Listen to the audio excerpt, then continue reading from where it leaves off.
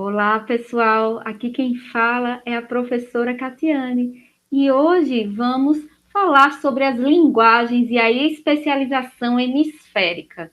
Então, na aula de hoje, o que é que nós veremos? Veremos, no primeiro ponto, a aquisição da linguagem na infância, onde descreverei os acontecimentos da aquisição da linguagem nas crianças. Após, falar sobre a escrita e a leitura, explicando quais as principais características que cercam essas duas habilidades da linguagem. Após, distúrbios da escrita e leitura, descrevendo e fazendo com que vocês entendam os principais distúrbios da escrita e da leitura.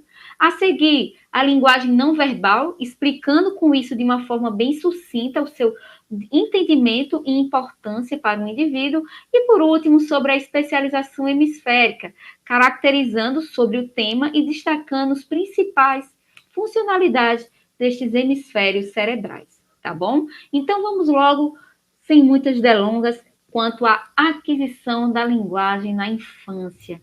Então, a gente sabe que toda língua, bem como qualquer comportamento, ele pode ter um dom natural e outro que é modificado pelo ambiente. E a linguagem e a língua, ela também está envolvida nesse processo. Como eu havia falado, eu já havia falado, a linguagem, se eu coloco uma criança sem muitas pistas, sem muito treinamento, e se ela não tem nenhum tipo de deficiência relacionada à linguagem, ela vai conseguir falar, ainda que com erros, mas vai conseguir falar. Por quê? Esse componente da fala, da linguagem, é inato. Mas o que é que vai ser adquirido? Vai ser adquirido a concordância das palavras, você se expressar melhor, mas falar é inato, tá bem? Então vamos lá. Então, quanto à aquisição da linguagem na infância, é muito interessante que vocês entendam que todo mundo sabe que o cérebro do bebê, ele muda consideravelmente depois do nascimento. Do momento que ele nasce até a sua adolescência, o cérebro muda constantemente, ainda mais do bebê, que é como uma esponja, está lá assimilando várias informações do ambiente de forma a construir o seu conhecimento. E a aquisição da linguagem ocorre dessa mesma maneira ao longo aí de uma passagem de tempo da vida desse indivíduo infante, tá? Então, observem que uma criança ela não sai, ela não nasce falando, apesar de ela escutar vozes ainda na vida intrauterina, que aí já temos vários registros, várias pesquisas a respeito, mas ela não consegue falar. Por quê? Porque a aquisição da linguagem depende de uma certa maturação cerebral. E essa maturação requer tempo, requer anos para que a pessoa ela fale, tá? Então a gente tem que algumas fases importantes na aquisição da linguagem na infância, que é as fases de balbucio, primeiras palavras e aquisição da gramática, ela exigem níveis mínimos de tamanho cerebral. Então, para que a criança ela balbucie, ela precisa ter um determinado tamanho cerebral, um determinado desenvolvimento cerebral. Para as primeiras palavras, idem, e aquisição gramática, idem. Então, eu preciso de um nível mínimo de tamanho cerebral, de conexões a longa distância, conexões neuronais, também de sinapses, e também eu preciso aí de uma maturação nas áreas denotadas da linguagem. Por isso que um bebê ele não sai falando do momento que nasce da barriga da mãe, tá bom? Porque se ele nascesse já sabendo falar, ele tinha que nascer com uns 3 anos e não com 9 meses. Então, vamos lá. Quanto à aquisição da linguagem na infância, a gente tem duas fases principais de aquisição, que ela é dividida assim em dois estágios, que é o pré-linguístico, que vai até mais ou menos os 12 meses, e o linguístico, que é de 12 meses adiante. Por que pré-linguístico? Porque o bebê ele não está falando, ele está começando a emitir sons, mas não é fala. A gente não consegue pegar aqueles sons e dizer é uma palavra em específico. Fala babá, bubu, mas não quer dizer muita coisa. Então, nesse primeiro estágio, que é o estágio pré-linguístico, como eu disse, vai do nascimento até os 12 meses, os sons produzidos não são associados a nenhum significado linguístico. Então, ele fala gugu, dadá, bubu, blé, nenenê. A gente não consegue identificar que esse bubu é papai, mamãe. Não consegue, tá? Além disso, essa capacidade linguística da criança se desenvolve sem qualquer produção linguística identificável. A gente não consegue identificar o que significa. E outra coisa que é muito interessante é que independe da região que ela esteja. Na China, no Brasil, nos Estados Unidos, na Noruega, ele vai falar esses mesmos sons. Gugu, dadá, então, por quê? É invariável, tá? E aí, nesse estágio pré-linguístico, mais ou menos cerca de 6 meses, a gente começa a ter aquele balbucio, né? Que a criança começa a balbuciar algumas palavras não, alguns sons, tá? Então, é justamente isso que o balbucio ele prega, que é uma variedade de sons que sinaliza o começo da aquisição da linguagem. Então, quando ele começa a balbuciar, espere que daqui um tempinho ele já vai começar a dar os seus primeiros acordes de palavras. Então, é a partir desse balbucio, desses sons, que esse bebê, essa criança, vai ter um repertório que a partir daí ela vai começar a identificar os fonemas de sua língua, tá bom? Então vejam aí como é interessante esse estágio pré-linguístico. Passei do estágio pré-linguístico, eu vou ao estágio linguístico, o primeiro estágio linguístico, que é o da primeira palavra, que vai dos 18 até dos 12 até os 18 meses. Que assim, agora sim é considerado o primeiro estágio verdadeiramente linguístico da criança, que ele está realmente falando palavra. Não é aquela palavra super refinada, mas que é uma palavra que você consegue entender o que ela está explicitando. Então, por que estágio de primeira palavra? Porque geralmente as crianças de 1 ano a 1 ano e meio, as falas se limitam a uma palavra, tá? Que essa fala, como eu disse, essa palavra, ela não é pronunciada de maneira correta, e sim da maneira que aquela criança acha correta. Então, água, vai falar água, cachorro, au au, comida, papá, carro, bibi, e assim vai. Então, veja que é uma palavra, mas da forma que ela consegue identificar, da forma que ela consegue falar. E quais são os fatores que contribuem para essa pronúncia que não é usual, né? Que não é uma pronúncia correta. Então, primeiro, lembre-se, o cérebro dessa criança não está maduro. Então, são sons que estão fora da escala auditiva. Ela ainda não reconhece esses sons, por imaturidade realmente. Além disso, são sons difíceis para a criança conseguir detectar e articular, também pela questão da imaturação e também por querer expressar significados complexos com expressões curtas. Então, mamãe, mamã. Carro, não vai conseguir falar carro porque ela não tem todo esse repertório lexical e fonético. Vai falar bibi, tá? E por aí vai. Dos 18 aos 24 meses, a gente consegue ver aí um outro estágio linguístico, que é o estágio de duas palavras, que aí sim a gente começa a ver a inserção das primeiras palavras, tentando formar uma frase. Então, a gente vê que a criança ela consegue examinar o desenvolvimento sintático, ainda que de uma maneira rudimentar. Então, ela vai produzir frases muito breves, nada inovador, mas que o adulto ele consiga entender. Então, neném quer comer, neném comer. Então, quer comer. Então, a gente vai saber que ele vai estar dizendo, eu quero comer. Mamãe, bonito. Mamãe, medo. Então, assim a gente vai conseguir. Mamãe, aí, faz coração grande, desenha um coração. Então, veja que são palavras, são frases que ainda são muito rudimentares, mas que nós conseguimos já entender, tá bom? E aí, dos 24 meses até os 30 meses, a gente vê aquele estágio além das duas palavras, que à medida que ele vai crescendo, esse indivíduo vai maturando seu cérebro, ele vai rebuscando a forma como se expressa através das frases. Então, observem que a expressão aumenta a qualidade, melhora a qualidade das frases e ainda faz indagações, gerenciando esse contexto. Por exemplo, fechou a porta, por quê? Era para dizer, fechou a porta, por quê? Então, observe que nessa situação ele está utilizando mais de 2 palavras, ainda que não corretamente, mas vejam aí que ele já está dando uma certa complexidade. E após os 30 meses, nós temos aí as próximas fases de desenvolvimento da criança, que é a expansão do seu vocabulário, aprender regras de construção, negativa, passiva, aperfeiçoar a pronúncia, e logo em seguida nós temos aí, entre os 6 e 7 anos, uma linguagem muito semelhante com a do adulto, tá? Então, vocês veem aí essa questão da aquisição da linguagem na infância.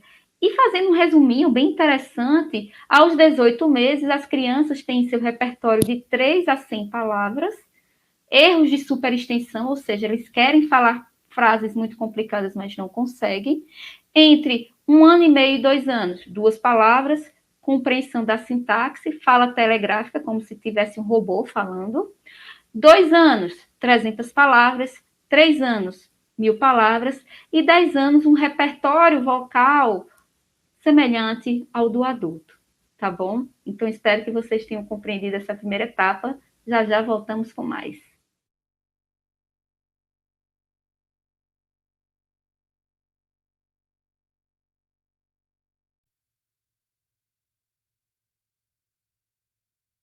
Oi, mais uma vez, e agora vamos com a segunda parte da nossa aula, que é sobre a escrita e a leitura, que são fenômenos super importantes para a nossa linguagem. Então, vamos lá. Primeiro de tudo, é sobre a leitura. Então, quando a gente faz uma leitura, nós estamos fazendo uma varredura ordenada, feita com os olhos sobre o material escrito. Como vocês estão vendo aí, esse jovenzinho fazendo uma varredura, que é a leitura.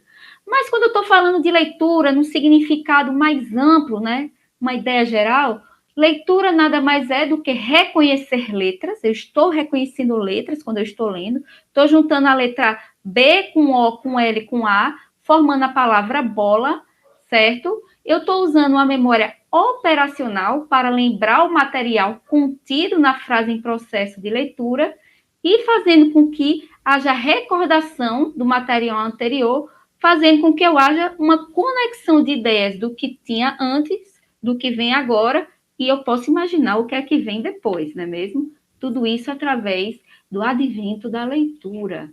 Além disso, para que nós utilizemos corretamente a leitura, é necessário ainda também uma construção de uma imagem mental para representar a cena na passagem que está sendo lida.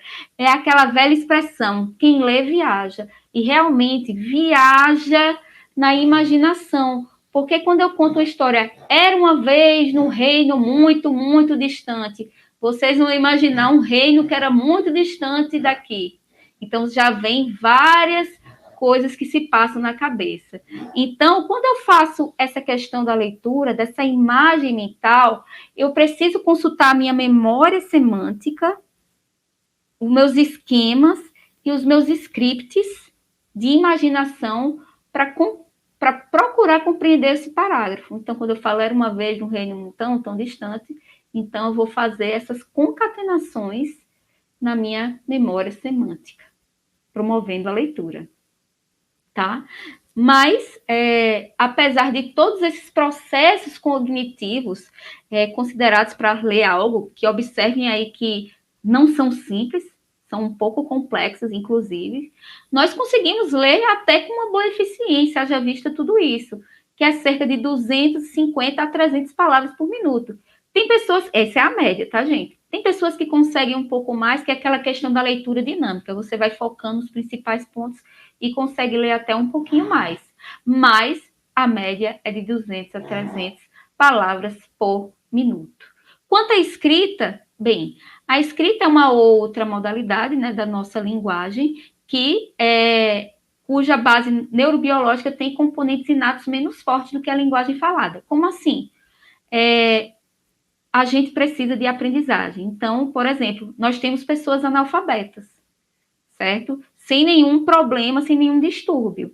Mas a gente não tem pessoas que não conseguem falar, a não ser que tenha realmente algum distúrbio, alguma lesão cerebral, tá? Então, por isso que eu estou falando. A escrita é algo que está mais para o aprendido do que para um componente inato. Então, para aprender a escrever, é ler, é preciso, um esforço social que geralmente vai incluir a escolarização formal. Então, para eu aprender a escrever, eu vou precisar ir à escola ou ter alguma pessoa que me ensine a escrever, porque eu não vou conseguir aprender, tá? Eu não vou conseguir fazer isso por conta própria. Então, tenham em mente, que é uma coisa assim que é muito importante, que a escrita não é uma mera transcrição da palavra falada. Isso aí são duas coisas totalmente diferentes. Quando eu tenho uma mera transcrição da palavra falada, eu tenho um ditado. Escrita é outra coisa diferente. Então, eu presto atenção, eu faço uma viagem mental, eu preciso de habilidades, eu preciso de compreensão textual, eu preciso de uma compreensão do mundo. Então, veja que a partir de tudo que eu falei isso a vocês, a escrita é um meio linguístico de produzir significação, de produzir um significado. E ela vai se realizar culturalmente através de povos e também por mediação de instrutores, de professores, de uma escolarização formal, tá? Então, observem aí agora as duas diferenças quanto à linguagem escrita e a falada. Então, a leitura, certo? É visual e ocorre no espaço. Já a fala, ela ocorre no tempo. Então, eu consigo, quando eu estou lendo alguma coisa, eu posso voltar e ler novamente. Então, ocorre no espaço. Já não. Quando eu estou falando, eu não vou voltar a fita e começar tudo de novo. Eu posso até começar, mas não nas mesmas palavras, tá bom? Além disso, os leitores, como eu falei, os leitores podem ler novamente. Os ouvintes dependem muito mais de sua memória operacional para recordar de partes do que a pessoa disse. A escrita mostra limites distintos entre as palavras, que eu tenho a pontuação, a acentuação. A fala, como eu disse, a gente não consegue dizer isso. Meu nome é Catiane, ponto, eu tenho tantos anos, ponto. Não. Isso eu faço através das minhas entonações, das minhas inflexões, tá? Além disso, a escrita é confinada a palavras de uma página, ou palavras de um website, enfim. Já a fala é suplementada por pistas auditivas, como palavras enfatizadas, inflexões, variações, que vão enriquecer a minha mensagem linguística. Então, veja que a linguagem escrita é diferente da falada, que a escrita não é igual à fala, tá bom, gente? E, além disso, uma coisa que é muito importante falar é do movimento sacádico dos olhos para a escrita e para a leitura. O movimento sacádico é o movimento que eu faço dos meus olhos, que é o movimento de varredura, de movimento de um processo perceptivo para que eu preste atenção no que eu estou olhando. E, a partir dessa fixação, o sistema visual ele vai adquirir as informações que serão úteis à minha leitura.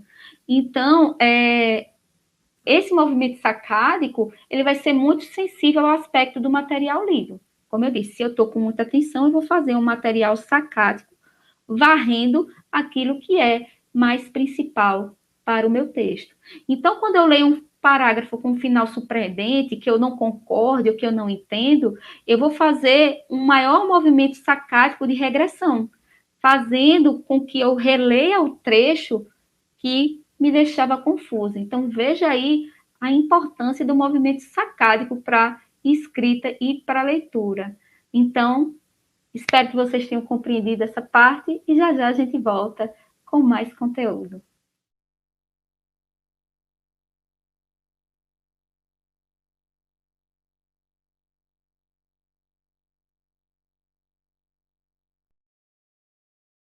Olá, pessoal! Vamos agora falar sobre os distúrbios da escrita e da leitura, que, assim como os distúrbios que nós temos da linguagem falada, nós também temos os distúrbios da escrita e da leitura, que, enfim, fazem parte da nossa linguagem.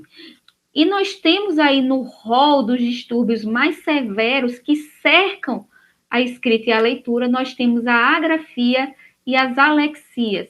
Prestem atenção, toda vez que eu tenho um A como prefixo, eu estou negando. Então, eu estou negando que eu tenha alguma forma de escrita, por exemplo, no caso da agrafia. Além disso, nós também conseguimos observar outros distúrbios relacionados à escrita e à leitura, como as dislexias, a disortografia e a disgrafia.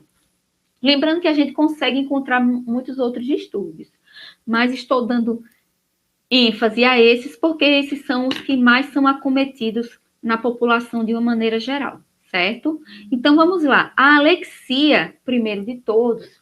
Então a alexia é a perda da capacidade de leitura previamente adquirida, certo? Eles conseguem escrever, mas não conseguem conferir o que escreveram. Eles escrevem, mas eles não conseguem, eles leem, quer dizer, eles veem as palavras e não conseguem ver um significado, tá? Então, observem aí como é interessante essa questão da alexia. Eles perdem a capacidade realmente de ler. E em muitos casos também vem associada a algumas afasias, por exemplo, algum distúrbio da motricidade da fala, como a afasia de Broca, tá? Um outro distúrbio da leitura que nós também temos é a questão da agrafia, que nesse caso as pessoas elas perdem a linguagem escrita, elas perdem a capacidade de escrever, certo? Elas conseguem ler assim, elas conseguem ler a questão da prova, mas se a questão da prova diz assim, discorra sobre o que você entendeu no texto, ela não consegue escrever porque ela perdeu totalmente essa capacidade de escrever, ou seja, a agrafia. E ela independe de qualquer paralisia, tá? A pessoa não precisa ter um AVC, qualquer situação para ter uma agrafia. Ela pode nascer com esse distúrbio, ser devido a alguma lesão cerebral, tá bom? Então vejam aí como é complicado as pessoas que têm esse distúrbio de não conseguir escrever. Eu não sei o que é pior, se ela não consegue escrever, se ela não consegue ler. É muito complicado. E aí vamos a outro distúrbio de escrita e leitura, que esse, inclusive, ele é muito comum na sociedade, que eu acho que é um dos que a gente mais escuta desses distúrbios, que é a dislexia. Que a dislexia ele vai dificultar o aprendizado e a realização da leitura e da escrita, como vocês estão vendo aí na imagem. Ela não consegue escrever corretamente, ela tem dificuldade para desencadear as letras numa sequência correta, de forma a falar palavras, de forma a formar as palavras. E não relaciona direito os sons e as sílabas formadas. Então, ela pode ter uma dislexia tanto para a escrita quanto para a fala. Vejam aí como é complicado. Então, por exemplo, aqui nós temos a situação que ela pode ler a palavra menos como menus, menu de restaurante. E além de erros semânticos, como eu falei, ao ler reflexo, por exemplo, dizer espelho, como eu falei, nós temos dois tipos de dislexia. Então, é um distúrbio, é um problema que causa um certo tabu à própria criança, que ela fica mais inibida de se relacionar, mas que precisa ser tratado, tendo o tratamento correto. E mais, os profissionais, se for uma criança, tendo contato com a escola, com os profissionais de saúde, podemos nos utilizar de outros meios para chegar ao aprendizado a esse indivíduo, tá? Um outro distúrbio da escrita e da leitura é a disgrafia. Então, ela tem uma habilidade de escrita, não é uma agrafia, tá? Ela não escreve, ela não deixa de escrever, ela escreve.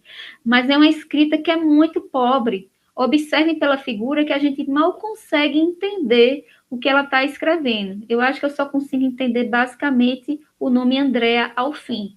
Então, é uma habilidade de escrita muito abaixo do esperado para a idade. Então, vamos dizer que essa criança aqui que escreveu tenha 10 anos, mas é o que a gente fala da escrita infantilizada. Ela tem uma escrita como se fosse de uma criança de 4 anos, de 5 anos. Tá? E isso decorre devido à falta de equilíbrio entre a qualidade da formação da letra e a taxa da produção, ou seja, da velocidade e da escrita da caligrafia. Tá? E como é que acontece isso? E como é que acontece lá nos mecanismos cerebrais? Ela não consegue idealizar esse ato da escrita no seu plano motor, no seu planejamento motor, o que captou no plano visual. Então, ela capta uma coisa no plano visual, só que ela não consegue escrever na mesma velocidade. Então, vejam aí como é complicada a questão da disgrafia.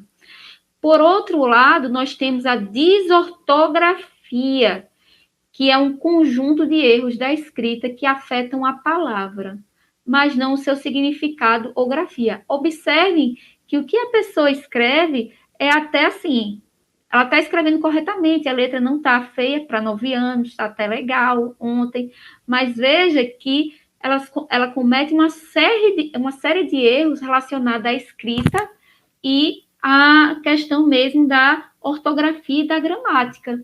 Então, de tal maneira que isso vai causar dificuldades na aprendizagem, vai sim, porque tanto no aspecto da ortografia, da gramática e da redação, pelo que vocês estão vendo. Então, veja que ela comete uma série de erros. Então, ontem à noite ela colocou tudo junto. Eu me atrasei, colocou um A, separou, trazei. Então, às vezes, a gente confunde, por exemplo, uma pessoa que comete erros da escrita e diz, ela é analfabeta. Às vezes, gente, ela nem é. Ela pode ter algum distúrbio da escrita e da leitura e nós estamos deixando de lado sem ter um devido cuidado, devida atenção, tá? Então, nos vemos já já. Até mais.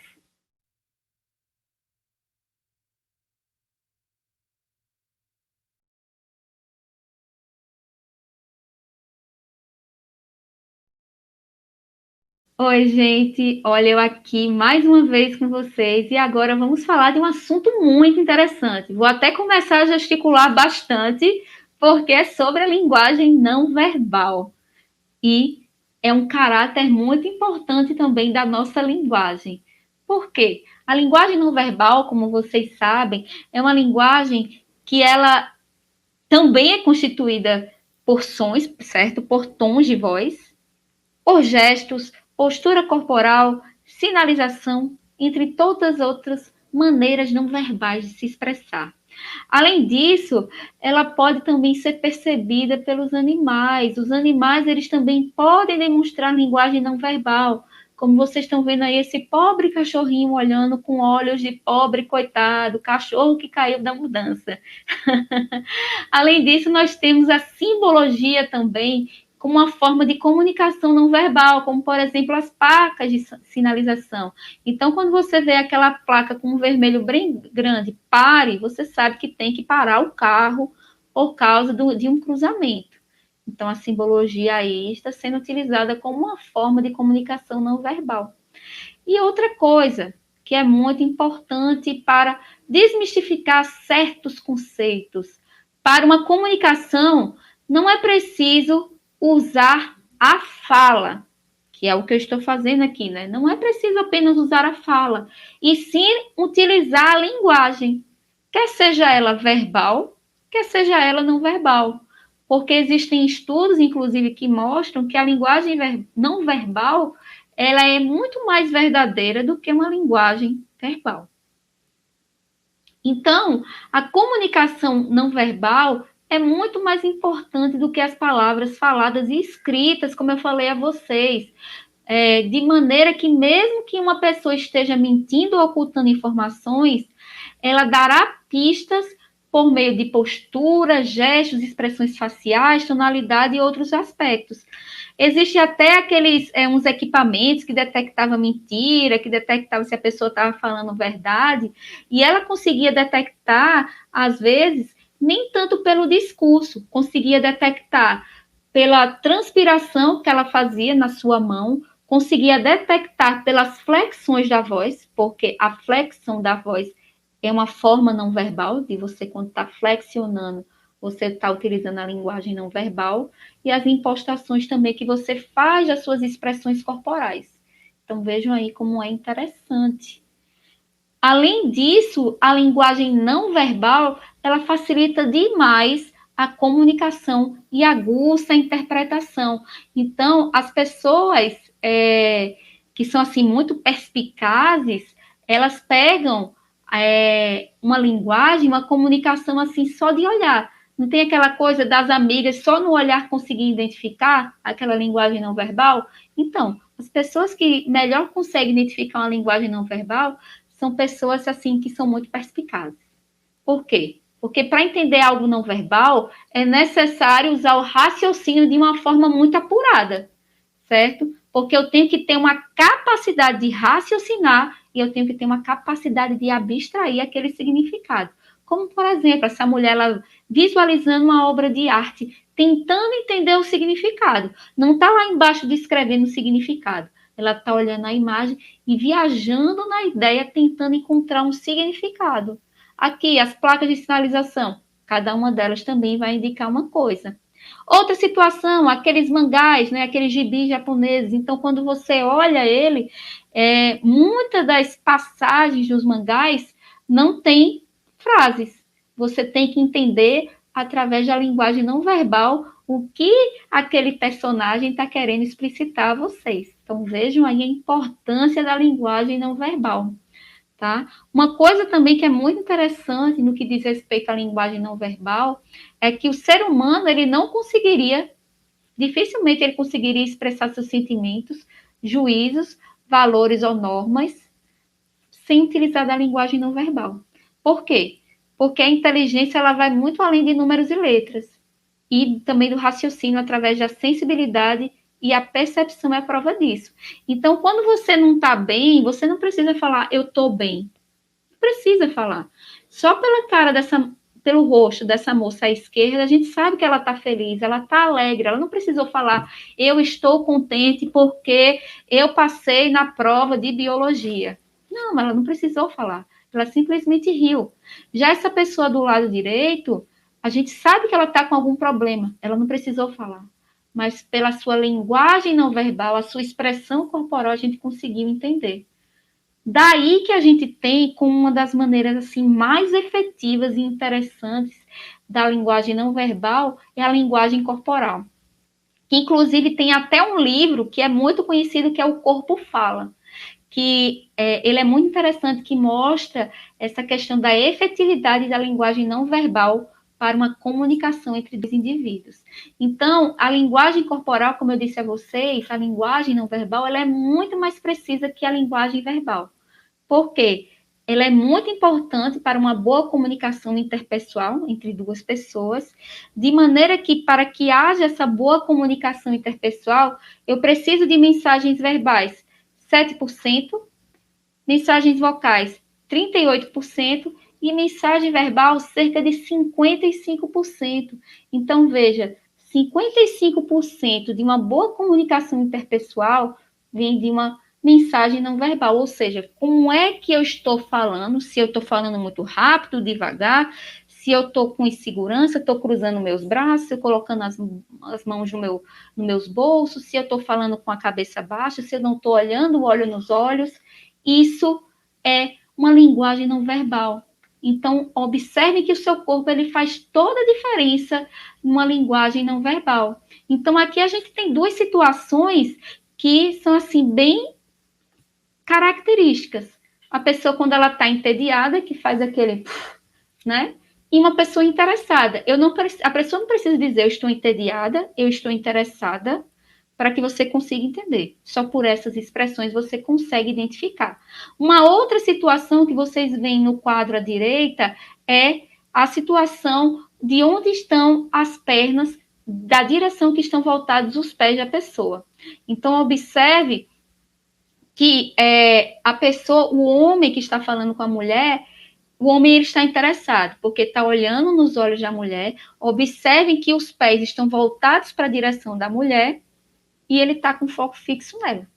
Entretanto, a mulher, ela está lá com ele, só que não corresponde, principalmente porque observem que os pés não estão voltados para a mesma direção. A mesma situação do homem que está do outro lado. Então, quando você estiver numa festa, estiver lá com o seu crush, né? O seu companheiro, a sua companheira está lá flertando, observe os pés da pessoa. Se estiverem na mesma posição, acreditem, vai dar certo. Se tiver para outra posição, nós teremos alguns problemas aí de percurso, tá bom? Então, vamos utilizar mais a nossa linguagem não verbal para expressar os nossos sentimentos, ações e vontades. Até mais.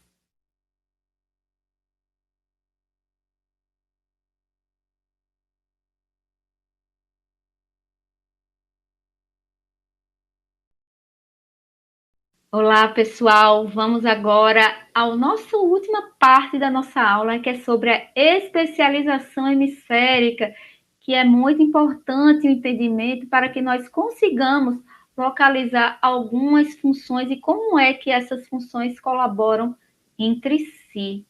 Então, vamos antes um aspecto histórico bem rapidinho sobre a especialização hemisférica, é que durante muito tempo, décadas e décadas, os neurologistas e demais estudiosos na área do cérebro achavam que o hemisfério esquerdo era o centro da fala única e exclusivamente dominante.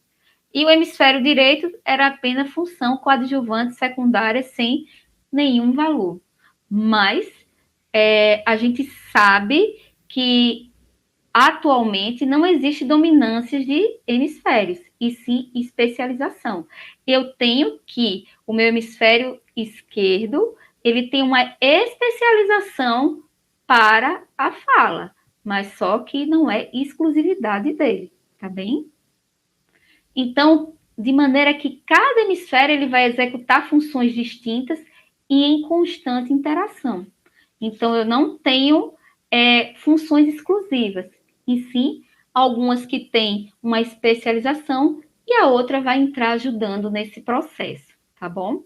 Então, a gente vê inicialmente que nós temos assimetrias funcionais hemisféricas, de maneiras que, inicialmente, a gente tem que áreas primárias sensoriais motoras, elas funcionam de maneira idêntica nos dois hemisférios, dada a importância que eles têm, porque são áreas primárias, é onde o estímulo, quer seja sensorial ou motor, vai chegar primeiro até nós. Então, eles têm que chegar de forma idêntica nos dois hemisférios. E a partir disso, eu vou ter especializações.